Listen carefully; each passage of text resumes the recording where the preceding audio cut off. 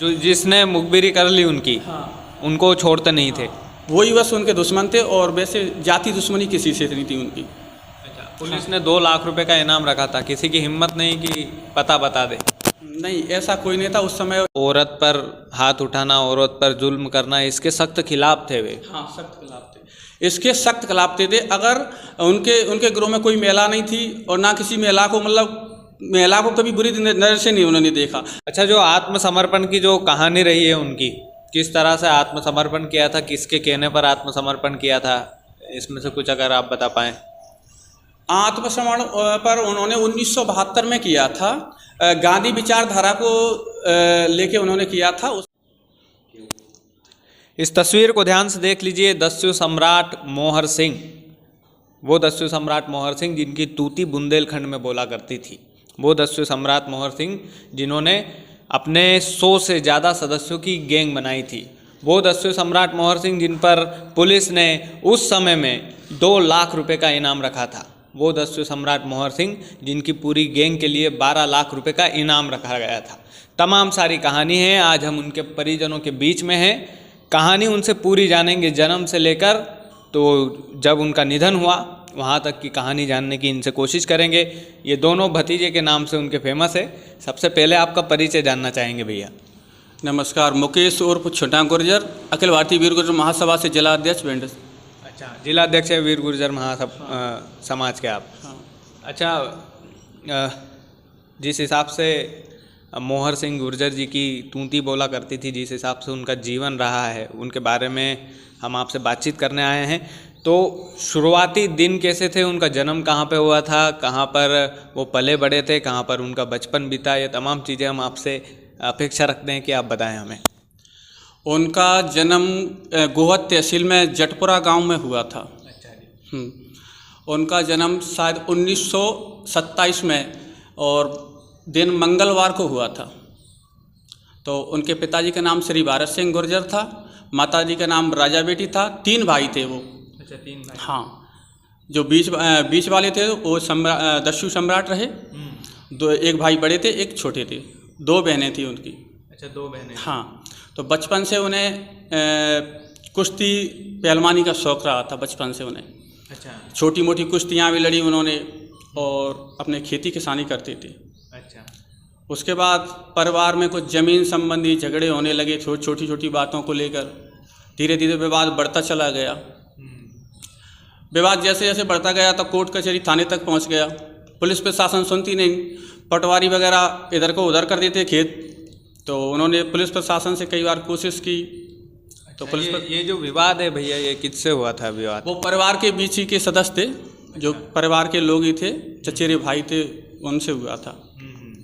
तो विवाद धीरे धीरे बढ़ता चला गया। तो पुलिस प्रशासन ने नहीं सुनी, तो कोर्ट कचहरी में जाना आना हो गया। तो छोटे मोटे केस भी लग गए, एक दूसरे के धारा लग गई। अच्छा। उसके बाद नातेदार वगैरह ने उन्हें समझाया तो नहीं बनी ऐसी बात। अच्छा, बात नहीं बनी मतलब? हाँ, बात नहीं बनी। तो फिर उन्होंने धीरे धीरे जाके वो फरार हो गए। कुछ दिन फरार रहे, छोड़े वो साल खान के बाद वो फिर राजीनामा वगैरह हुआ, फिर घर पे आ गए थे। घर पे आ गए? हाँ, कुछ दिनों के लिए आ गए। फिर ज़्यादा विवाद और बढ़ गया था उससे ज़्यादा। तो फिर वो जाके सीधे 1958 में फरार हुए। अच्छा। महगांव आए। महगांव से कचहरी से उन्होंने एक कुशवा की बंदूक छीनी, 12 नंबर पचेरा का कुशवा था, उसकी पचेरा की बंदूक लेकर के वहीं से फरार हो गए। अच्छा। जाके जैसे फरार हुए तो उस समय कचनाव के कल्याण सिंह थे, उनकी गैंग थी। उस गैंग में से शामिल हुए और शामिल होने के बाद उनके साथ रहे। उनके साथ रहने के बाद 1 साल के बाद उन्होंने अपना खुद का गैंग बनाया। अच्छा, सबसे पहले उन्होंने जो कल्याण सिंह, कचनाव के जो कल्याण सिंह थे, उनकी गैंग ज्वाइन। अच्छा, उनके साथ रहे थे वो। उनके बाद 1 साल के बाद उन्होंने अपना खुद का गैंग बनाया था। अच्छा। धीरे धीरे उन्होंने अपने गैंग बढ़ा लिया। तो उस समय उनका 150 ग्रोह हो गया था, 150 लोगों का। अच्छा, 150 लोग उस गैंग में हुआ करते थे पहले? उनकी खुद की गैंग में 150 लोग हो गए थे। अच्छा। हाँ। अच्छा, हम लोगों ने सुना है भैया कि औरत पर हाथ उठाना, औरत पर जुल्म करना, इसके सख्त खिलाफ थे वे। हाँ, सख्त खिलाफ थे, इसके सख्त खिलाफ थे। अगर उनके ग्रोह में कोई महिला नहीं थी और ना किसी महिला को, मतलब महिला को कभी बुरी नज़र से नहीं उन्होंने देखा। अगर कोई बहन बेटी अगर उस रास्ते से गुजरती है तो उसको 10, 20, 50 रुपए उस समय बनते थे, उसके पैर छू के मतलब उसे इज्जत के साथ वहाँ तक छोड़ा जाता था। अच्छा, मतलब बहुत इज्जत करते थे बहन बेटियों की वो। बहन बेटियों की बहुत ज़्यादा इज्जत करते थे और उन्हें उस गिरोह के मतलब जहाँ पे उनका गिरोह रुका था उससे डांग के इलाका जहाँ पे बेड़ इलाका था उससे बाहर उन्हें सुरक्षित छुड़वाया जाता था। अच्छा हाँ। अच्छा भैया, कुछ ऐसे किस्से, कुछ ऐसी मुठभेड़ उनकी हुई हो पुलिस से, या फिर गांव में कभी उन्होंने किसी को सताया हो, परेशान किया हो, कुछ ऐसे अनकहे किस्से जो किसी को पता ना हो, कुछ ऐसा किस्सा आप बता सकते हैं हमें? कभी किसी गरीब और मजबूर लाचार को उन्होंने कभी अपने जीवन में कभी किसी को सताया नहीं था। हाँ, उन्होंने जितनी हुई है तितनी गरीब असहाय लोगों की मदद ही की है। और पुलिस से तो कई बार मुठभेड़ हुई है, महीने में 1-2 बार मुठभेड़ तो होती ही होती, कम से कम 2-5 हज़ार पुलिस से कभी मुठभेड़ नहीं हुई है। जितनी बार भी मुठभेड़ हुई है तो 10-10 हज़ार पुलिस से मुठभेड़ हुई है उनकी, और एक प्रांत की नहीं 3-3 प्रांतों की पुलिस से मुठभेड़ हुई है। अच्छा, 10-10 हज़ार लोग, MP, UP, राजस्थान 3-3 प्रांतों की पुलिस से साथ मुठभेड़ हुई है उनकी। अच्छा, एक साथ वो मुठभेड़ करते थे? हाँ। 3-3 प्रांतों की पुलिस? 3-3 की प्रांतों की पुलिस के साथ मुठभेड़ हुई है उनकी, और उस समय उनके पास कई अच्छे हथियार भी थे। अच्छा। हाँ। परिवार के किस ऐसा सुनने में आया है कि किसी पारिवारिक व्यक्ति की हत्या उन्होंने की थी, तो क्या जमीनी मामले में तो ऐसा कुछ हुआ था या नहीं? परिवार के किसी सदस्य की हत्या नहीं, जिसके कारण वो फरार हुए थे उनका आपस में फिर बाद में राजीनामा हो गया था। अच्छा। हाँ, जो परिवार के सदस्य उनसे उनका राजीनामा हो गया था, फिर वो फरार तो रहे ही, मगर किसी परिवार के लोग को उन्होंने मारा नहीं? किसी सदस्य को मारा नहीं। एक बार गोली वगैरह चलाई हुई थी, जैसे हवाई फायर या कुछ भी हो गया, वो बच गए थे, उनसे फिर उनकी राजीनामा वगैरह हो गया था। और परिवार के शीशा से फिर उनकी दुश्मनी भी नहीं रही थी, फिर तो वो फरार ही रहे थे। और उनकी दुश्मनी तो सिर्फ उससे थी, उनकी गैंग की अगर कोई मुखबरी देता है वो उनका दुश्मन था। अच्छा। हाँ, जो जिसने मुखबिरी कर ली उनकी, हाँ, उनको छोड़ते नहीं थे? वही बस उनके दुश्मन थे, और वैसे जाति दुश्मनी किसी से नहीं थी उनकी। अच्छा। पुलिस ने 2 लाख रुपए का इनाम रखा था, किसी की हिम्मत नहीं कि पता बता दे? नहीं, ऐसा कोई नहीं था उस समय। लोग भी अच्छे थे और मतलब एक दूसरे की मुखबरी और ऐसा नहीं करते थे। अच्छा। बाकी भैया, जो उनका स्वभाव कैसा था? गुस्सेल टाइप के थे थोड़े, या फिर आपने तो सेवा भी की है उनकी, या फिर ऐसे ही नॉर्मल ज़िंदगी में जैसे आदमी होता है वैसे ही वो रहते थे? घर पे आते थे तो बच्चों के लिए मिठाई, फल, कपड़े कुछ लेकर आते थे, ऐसा कुछ? नहीं, उस समय तो घर पे तो नहीं आते थे, तब उनकी शादी भी नहीं हुई थी उस समय।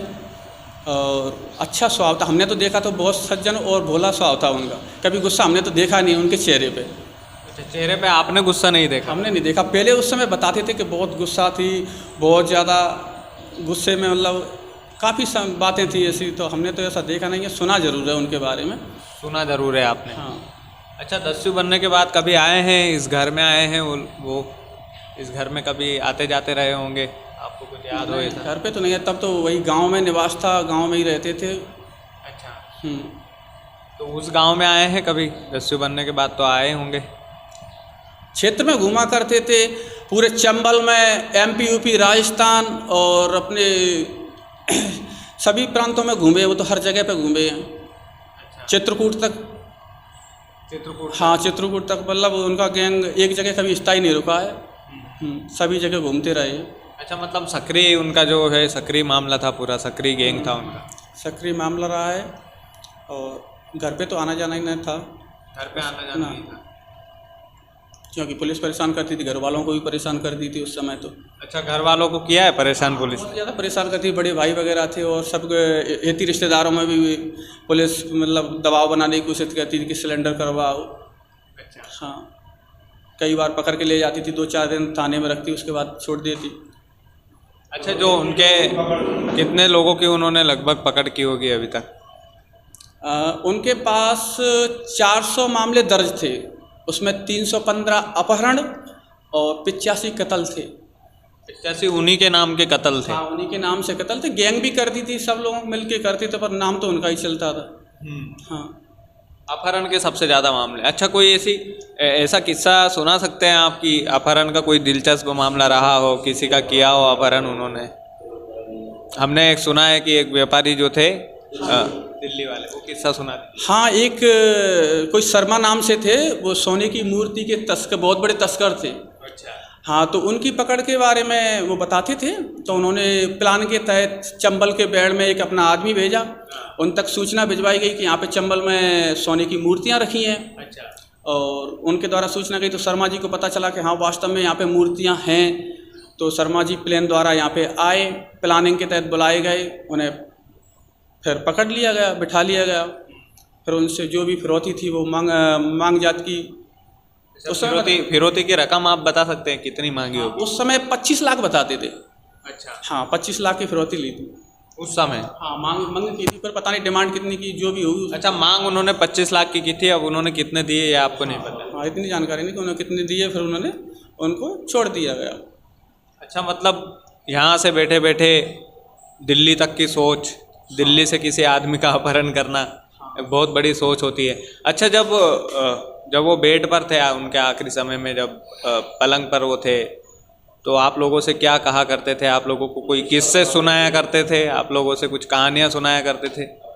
अपने जीवन के बारे में बताते थे कि उस समय हमारा जीवन बहुत कठिन था और पूरा जीवन 19-20 साल 16 साल कम से कम डांग में ही निकल गई हमें। और मतलब ऐसे ही प्रेरणा देते थे कि अब वो ज़माना और था, अब ज़माने में अंतर है। तो उस समय हमारा ज़माना था तब ऐसा हो जाता, अब ऐसा ज़माना नहीं है। अच्छा, आप लड़ाई झगड़ा नहीं करना है आप लोगों को, ऐसी शिक्षा देते थे आप लोगों को? अब लड़ाई झगड़े में कुछ नहीं है, हो सके जितनी हो सके तितनी असहाय और गरीब लोगों की मदद करो। कभी किसी गरीब और लाचार मजबूर को मत सताओ। हाँ, यही प्रेरणा देते थे। यही रूल उनकी गैंग में भी चलता था ऐसा? हाँ, यही रूल उनकी गैंग में चलता था। कभी किसी बहन बेटी को बुरी निगाह से नहीं देखा गया और जितना हुआ जितना गरीब लोगों की उन्हें मदद की है। कई गरीब कन्याओं के कन्यादान भी किए, शादी की है। जो गैंग में पैसा आता था उसमें से गरीब लोगों को बांटते थे और कन्याओं की शादी भी की है उन्होंने। अच्छा, उनके चुनावी सफ़र के बारे में थोड़ा सा जानना चाहते हैं। यहाँ से चुनाव भी लड़े, महगांव से हो, तो किस तरह का उनका सफ़र रहा है? एकदम हमने तो सुना है कि निर्दलीय वो चुनाव लड़े थे, निर्दलीय ही जीत गए थे। हाँ, उस समय निर्विरोध, माफ़ कीजिएगा। हाँ, उस समय निर्विरोध उन्होंने 1995 में नगर परिषद महगांव का चुनाव लड़ा था और जनता ने उन्हें चुना और उन्होंने अच्छे काम किए। वृद्धाओं की पेंशन, पहली बार महगांव में डंबर रोड, बहुत अच्छे अच्छे काम किए थे जो महगांव में कभी किसी ने नहीं किए थे, वो उन्होंने काम किए थे। अच्छा, पूरा बढ़िया विकास उन्होंने किया था? बहुत अच्छा विकास किया था उन्होंने अपने जीवन काल में। पूरा जीवन उनका बढ़िया रहा था, मतलब बहुत बढ़िया रहा। तो भैया आपसे बात करके बहुत अच्छा लगा हमें। हाँ, अच्छा अच्छा, हाँ। अच्छा, जो आत्मसमर्पण की जो कहानी रही है उनकी, किस तरह से आत्मसमर्पण किया था, किसके कहने पर आत्मसमर्पण किया था, इसमें से कुछ अगर आप बता पाएँ। आत्मसमर्पण पर उन्होंने 1972 में किया था। गांधी विचारधारा को लेके उन्होंने किया था। उस समय उन्होंने हथियार डाले थे, तो गांधी जी की प्रतिमा के सामने उन्होंने हथियार डाले थे और इसमें मेन भूमिका सुब्बा राव जी की रही थी। उस समय इंदिरा गांधी जी थी और उन्होंने आत्मसमर्पण, उनके साथ माधव सिंह भी फरार थे।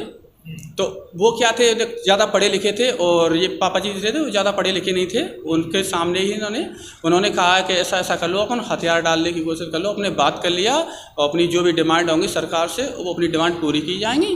तो उन्होंने कहा ठीक है, जैसा आपको अच्छा लगता है वैसा करेंगे। तो फिर उन्होंने आत्मसमर्पण किया। अच्छा, उन्होंने फिर आत्मसमर्पण कर दिया। शर्तें उन्होंने, कुछ मुख्य शर्तें अगर आप बता पाए कि ये शर्तें थी जब भी हम आत्मसमर्पण करेंगे, कुछ ऐसे मुख्य शर्तें अगर आप हमें गिनती से बता पाएँ कि ये शर्तें पुलिस मानेगी या प्रशासन मानेगा तभी हम आत्मसमर्पण करेंगे। नहीं, जिनकी वो गैंग की जो भी शर्तें थी तो सरकार ने उस समय जो भी मांग और जो डिमांडें थी तो पूरी की थी। जैसे 15 एकड़ ज़मीन दी थी और बच्चों के लिए पढ़ने के लिए स्कूल वगैरह और लाइसेंस वगैरह, जो भी उनकी डिमांड थी पूरी की सरकार ने। अच्छा, लाइसेंस भी उन्होंने बनवाया था? ये हथियार उस समय का था जब वो सजा काट के आए थे, उस समय शासन द्वारा उन्हें लाइसेंस बनवा के दिया था। अच्छा, कितने सालों तक जेल काटी थी उन्होंने? उन्होंने आत्मसमर्पण करने के बाद उन्हें फांसी की सजा हुई थी। अच्छा, आत्मसमर्पण करने के बाद फांसी की सजा हुई थी। तब मतलब जेल में ही कोर्ट हुआ करते थे, तो जेल में लगी अदालत ने उन्हें फांसी की सज़ा सुनाई थी। अच्छा। फांसी की सज़ा सुनाई तो उस समय 10,000 रुपये जुर्माना किया गया था, और फांसी की सज़ा के बाद उन्हें दिल्ली से उनकी सुप्रीम कोर्ट से फांसी की सज़ा कट के आ गई थी, आजीवन में रख दी थी। उस समय आजीवन दिन रात में काटी जाती थी, और उनके बाद अच्छे चाल चलन के कारण उन्हें 8 साल सज़ा काटनी पड़ी थी। और ग्वालियर की जेल में रहे थे, बैरंग नंबर 1 में। उसके बाद उन्हें खुली जेल मोगाली में रखा गया था, और खुली जेल की उन्हें सुविधा दी गई थी, और 1 क्लास की सुविधाएं दी गई थी, छुट्टियां वगैरह भी मिलती थी, बाहर जाना आना होता था, और घर पे भी घूम जाते थे उसके बाद। अच्छा। हाँ। अच्छा, उनका स्वभाव अच्छा था, इसलिए फांसी की सज़ा कोर्ट ने रद्द की, आजीवन कारावास किया, फिर 8 साल की जो है सज़ा सुनाई, फिर उनको 1 क्लास की सुविधा भी दी गई खुली जेल में। हाँ, खुली जेल में अच्छी सुविधाएं दी गई थी, जो भी छुट्टियां वगैरह थी, और घर पे भी आना जाना था, जैसे आते जाते थे, कभी पेरोल वगैरह कोई मिलती थी तो आते जाते थे। अच्छा। हाँ। ये जो बंदूक है ये उन्हीं की है। हाँ। तो इस बंदूक को ध्यान से देख लीजिएगा, लोड नहीं है ये जो बंदूक है बड़ी भारी है, हम जैसे नौजवान से भी पसीना आ जाता है इसको उठाने में। यकीन मानिएगा कम से कम 7 से 8 किलो की ये बंदूक होगी, और हम खुशनसीब हैं कि उनके हाथ की बंदूक हमारे हाथ में है। और भैया आपका बहुत बहुत धन्यवाद, आपने इतनी सारी चीज़ें। हाँ जी, हाँ जी बोलिए। उनके पास बहुत सारे हथियार थे उस समय। उनके पास LMG थी, LMG थी उस समय उनके पास। LMG थी, और हैंड ग्रेनेड भी थी, SLR भी थी, और उनके साथ मतलब Mark 3 से कोई नीचे हथियार भी नहीं था उस समय। अच्छा। हाँ, मतलब हथियार भी बढ़िया रखते थे। हाँ, बढ़िया थे। उस समय उन्होंने आत्मसमर्पण किया था, तो जिस समय उन्होंने जोरा में पगारे डैम पर आत्मसमर्पण किया था तो हजारों की जनसंख्या में लोग एकत्रित हुए थे। उस समय उन्होंने 1972 में उस हथियार को खोलने के लिए पुलिस प्रशासन भी वहाँ पे मौके पे मौजूद था, IGSP वगैरह सब मौजूद थे। उस समय उन्होंने उस हथियार को खोलने के लिए 1,000 रुपये इनाम रखा था। अच्छा, हथियार को खोलने के लिए हथियार को कोई खोल दे तो 1,000 रुपये इनाम दिया जाएगा 1972 में। मगर वहाँ पे किसी ने, पुलिस प्रशासन ने या किसी ने, अन्य लोगों ने हथियार को खोल नहीं पाया था। पुलिस भी उस हथियार को नहीं खोल पाई। वो बताते थे कि उस समय किसी ने खोल नहीं पाया हथियार, उस हथियार को, मतलब कोई उसका लॉक नहीं खोल पाया। लॉक नहीं खोल पाया। पुलिस के तमाम अधिकारी वहाँ पे मौजूद थे। उस समय एक बार पुलिस से मुठभेड़ होते होते रास्ते में, और हथियार और राउंड वगैरह लेके, और पुलिस पीछे थी तो भाग रहे थे, तो एक नाला आ गया था। 18 हाथ के नाले को लेके मैं हथियार लेके, और 18 हाथ के नाले को कूद गए थे, उस पार निकल गए थे। 18 हाथ के नाले को कूद निकल गए थे। पुलिस से मुठभेड़ हो रही थी उस समय, हथियार को लेके, LMG हथियार साथ थे उस समय, राउंड वगैरह सब लेके, और उसके गैंग 18 हाथ के नाले को उस पार उल गए थे। अच्छा। और हथियार भी उन्होंने साथ, हथियार का जो वजन है, हमसे तो एक ही बंदूक नहीं उठाई जा रही उनकी। उन्होंने तो हथियार हमेशा रखा है, अंतिम सांस तक उन्होंने हथियार। जब वृद्ध हो गए थे उसके बाद उन्होंने फिर लाठी या डंडे का सहारा लिया था। उससे जब एक्सपायर हुए थे उससे 2 साल 3 साल पहले हथियार को अपने साथ ही रखते थे, और बाजार में मार्केट में जब भी जाते थे तो अपने कंधे पे टांग के लेके जाते थे। बंदूक जो है ये कंधे पर टंगी रहती थी और बाजार में घूमते थे, लेके ही जाते थे। अच्छा, मेहगांव में कब शिफ्ट हुए वो? सज़ा काटने के बाद धीरे धीरे फिर मेहगांव में ही शिफ्ट हो गए थे। 1980 में वो बाहर आ गए थे, और 1980 के बाद फिर मेहगांव में ही शिफ्ट थे। अच्छा। हाँ। मेहगांव वासियों से कैसा क्या तालमेल उनका, मेहगांव वासियों से कैसा क्या व्यवहार था उनका? बहुत ही अच्छा भाईचारा था, और हर लोगों के लिए मदद करते थे, हर काम में सहायक थे। लोग आते थे मदद के लिए, और मदद करते थे। अच्छा, मददगार इंसान, मतलब हाँ। काफ़ी। मेहगांव वासियों के दिल में मसीहा है एक तरह से। बहुत ज़्यादा लोग इज्जत भी करते थे, आज भी लोग उन्हें याद करते हैं। आज भी लोग उन्हें याद करते हैं। ये बिल्कुल पता ही, अगर हमने वहीं से पूछ लिया था पता तो हमें यहाँ तक पहुँचा दिया। भैया आपने इतनी डिटेल में उनकी स्टोरी बताई, हम आपका तहे दिल से शुक्रिया अदा करना चाहते हैं। और भैया आपका भी आपने इतनी भारी बंदूक को उठा के रखा। हम बस इंटरव्यू क्लोज यहीं से करना चाहते हैं कि उनकी ये बंदूक है, और इसी बंदूक से एक समय वो गदर मचाया करते थे। और यकीन मानिए कि हर कोई इस बंदूक को संभाल नहीं सकता, ये निशानी है उनकी। और काफ़ी सारे किस्से और सबसे महत्वपूर्ण बात ये कि वो बहुत अच्छे इंसान थे।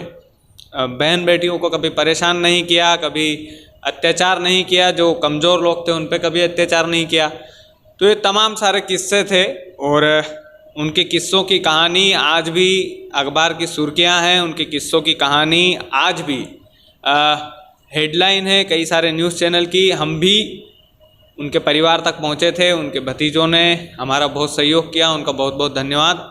और आपको अगर स्टोरी पसंद आई है तो शेयर भी कीजिएगा, चैनल को सब्सक्राइब भी कीजिएगा, क्योंकि आप लोगों के लिए हम लोग घूमते हैं और बुंदेलखंड की गलियों को नापते हैं और बुंदेलखंड के किस्से सुनाते हैं। बहुत बहुत धन्यवाद।